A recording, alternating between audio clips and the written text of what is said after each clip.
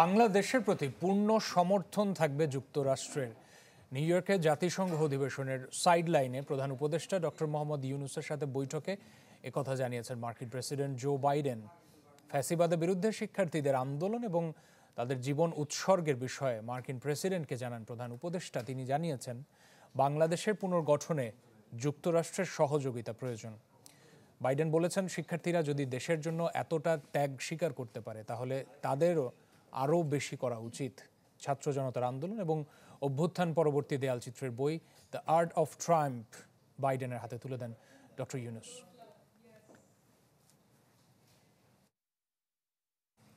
এদিকে কানাডার প্রধানমন্ত্রী জাস্টিন ট্রুডোর সাথে বৈঠক করেছেন প্রধান উপদেষ্টা ডক্টর মোহাম্মদ ইউনূস। এতে দুদেশের সম্পর্ক আরও জোরদার করার বিষয়ে আলোচনা করেন তারা। বাংলাদেশের অন্তর্বর্তী সরকারের প্রধান উপদেষ্টা দায়িত্ব নেয় অধ্যাপক ইউনূসের প্রশংসা করেন ট্রুডো।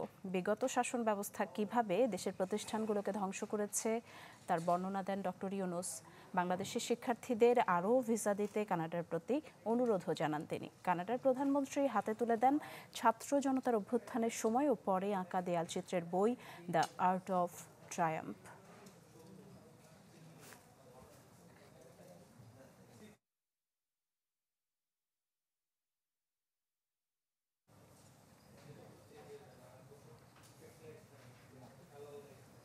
নিউ ইয়র্কে আমাদের সহকর্মী মাহফুজ কামাল রয়েছেন, তার কাছে সরাসরি চলে যেতে চাই। মাহফুজ, আশা করি আমার কথা শুনতে পাচ্ছেন। অন্তর্বর্তী সরকারের প্রধান উপদেষ্টা ডক্টর ইউনূসের সাথে জো বাইডেন বৈঠক করছেন। বিশেষ করে সাইডলাইনে এমন বৈঠক সবার মনোযোগ আকর্ষণ করতে সক্ষম হয়েছে। একটু জানাবেন যে এই বৈঠক কোন কোন দিক থেকে বাংলাদেশের জন্য বিশেষভাবে গুরুত্বপূর্ণ?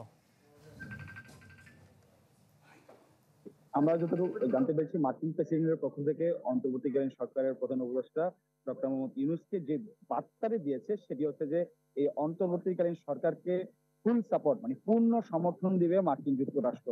যে কোনো ক্ষেত্রে আর্থিক সংস্কার, রাজনৈতিক, মানবাধিকার এবং নানা বিষয়ে, জলবায়ু পরিবর্তন সহ সব খাতে পূর্ণ সমর্থনের বিষয়টি জানিয়েছেন যতটুকু আমরা জানতে পেরেছি। এছাড়াও আজ স্থানীয় সময়, নিউ ইয়র্ক সময় সকাল 11টার দিকে আসলে তাদের বৈঠক হয়।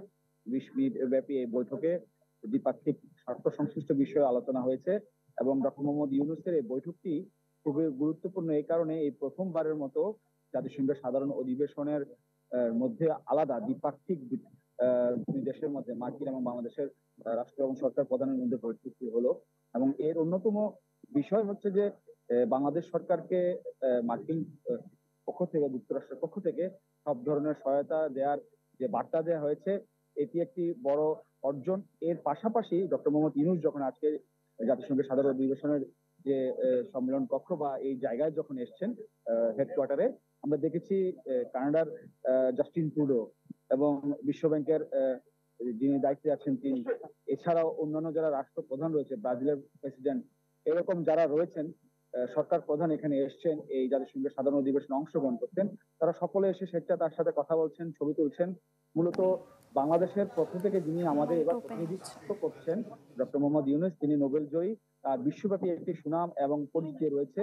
এর পাশাপাশি বাংলাদেশের রাষ্ট্র এবং সরকার প্রধান হিসেবে তিনি এসে অংশগ্রহণ করেছেন, যার কারণে বাংলাদেশকে অন্যান্য বারের সাধারণ অধিবেশনের তুলনায় এই অধিবেশনে বাড়তি গুরুত্ব দিচ্ছে বিভিন্ন দেশের রাষ্ট্রপ্রধানরা। এবং বাংলাদেশের সাথে দ্বিপাক্ষিক সম্পর্ক, কূটনৈতিক সম্পর্ক আরো বৃদ্ধি পাবে বলে আমরা যতটুকু জানতে পেরেছি এই বৈঠকের মাধ্যমে। এবং এর রাষ্ট্রপ্রধানদের সাথে ডক্টর মোহাম্মদ ইউনূসের যে বৈঠক হচ্ছে বা দেখা হচ্ছে বা কথা হচ্ছে এর মাধ্যমে।